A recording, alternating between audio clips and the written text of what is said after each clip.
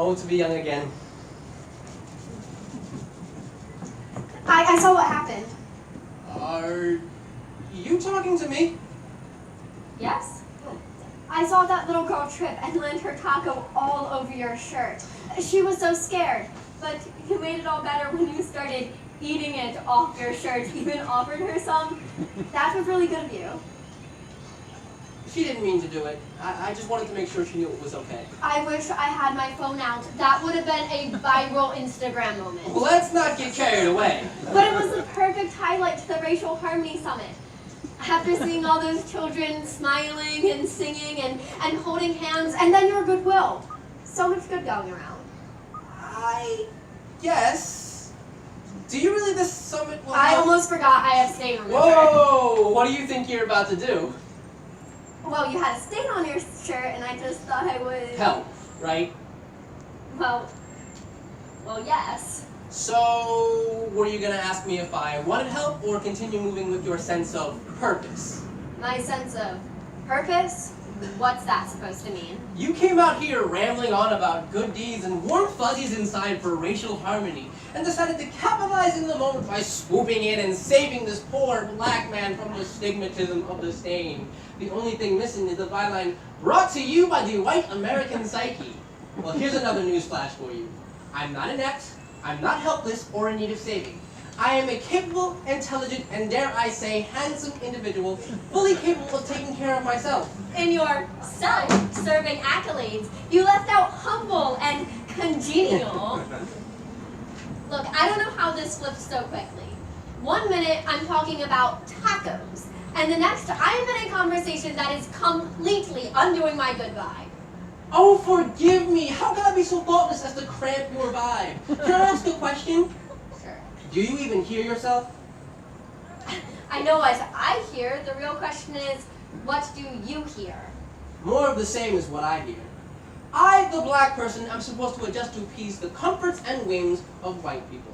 If it's not playing the helpless puppy in need of saving, it's the out-of-control gorilla that needs to be shot. And all this from a stain on your shirt. Look, I never thought, said, or felt any of those things. As a matter of fact, my mother, the founder of A Colorblind America, taught me that I shouldn't judge people by the color of their skin. She even took me and my siblings to go see Obama's historic inauguration, and it was an incredible experience. You know, except for the fact that it was freezing outside. Let me ask, how many black Facebook friends do you have? I mean, I have black Facebook friends, but like I'm supposed to know how many? Easier question then. How many of said black Facebook friends' houses have you been to? Or pledged the same sororities with? Do you know how many siblings they have? Well... Exactly. And if you turn the question on me, I'd say the same thing. Then what was the point of that exercise? The point is we don't live in a colorblind society. Race is still a prominent point of separation. I'm either the elephant in the room or an aggressive intruder. Well, wow. It seems like this program opened some old wounds for you. I should be so lucky to have old wounds that have healed. I don't follow. But you follow the news, right? Right. So you've been made aware of a fraction of the racially motivated killings in this country, where a white perpetrator shoots and kills an unarmed black victim. LeVar Jones, Tamir Rice, Trayvon Martin, and the list goes on. Like you, I also watch the news. But unlike you, those stories become personal when I realized that the color of the victim's skin was the motive. That rips into my sense of safety, brings waves of fear for me and my family, hence causing wounds. And just when I convince myself that the last atrocity of injustice won't happen again, it does. And those wounds never heal. Wounds that never heal. I never thought of it like that. I mean, those events disgust me, and I felt empathy for the families, but... Marcus sent me. I'm Professor Long grad student.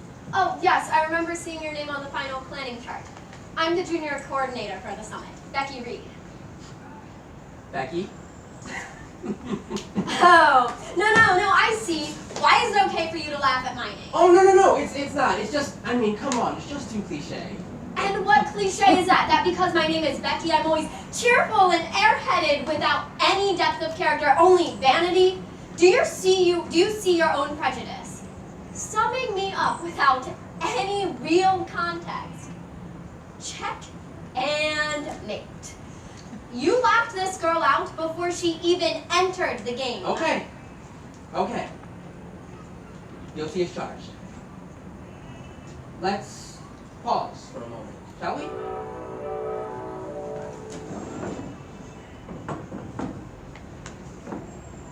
I apologize.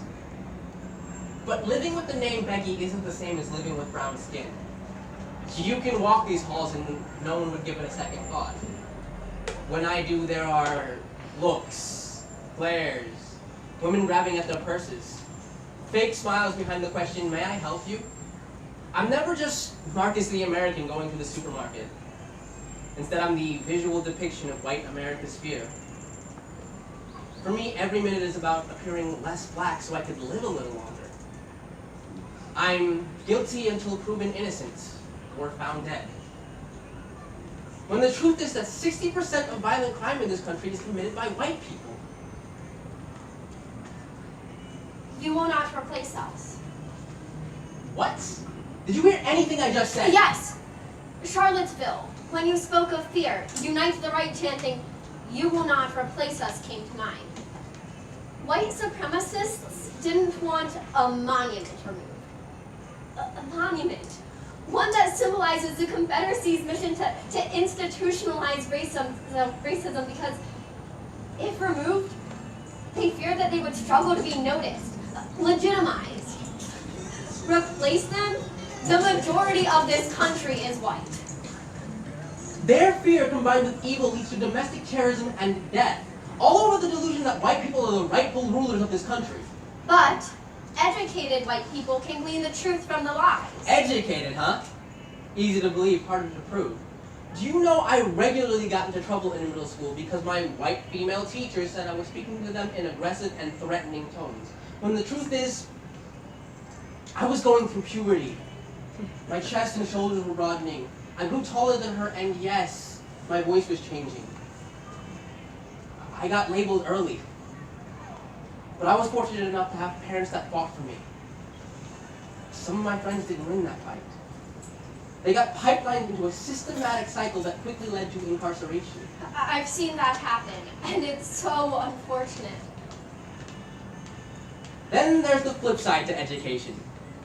My father graduated cum laude with an MBA from an Ivy League school, but still had to work twice as hard and long to get to the same position as his white counterparts and earn less. Oh, you are speaking to the choir about pay disparities.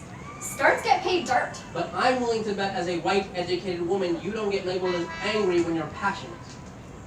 No, why would I? But one of, if not the most educated first ladies ever, Michelle Obama, gets labeled as an angry black woman for showing her passion. The white privilege have wreaked havoc on other races for centuries. Native Americans and land, Africans and slavery, Japanese Americans and concentration camps. In the end, leaving generations of people suffering from PTSD due to punishments for being born the wrong color. I believe that those white people did was wrong. Fed into those deplorable stereotypes or disrespect between our races. And though I may only be one white woman standing here, I know a lot of people who look like me share my position. I can respect that. And I apologize if I said anything to offend you. You know, this conversation started over a stain on my shirt. One that will not easily be removed. Much like the stain of racism on the fabric of this country's history. That stain still bleeds through America's core today. But with enough people committed to equality and healing, maybe that stain can become a distant memory. Maybe.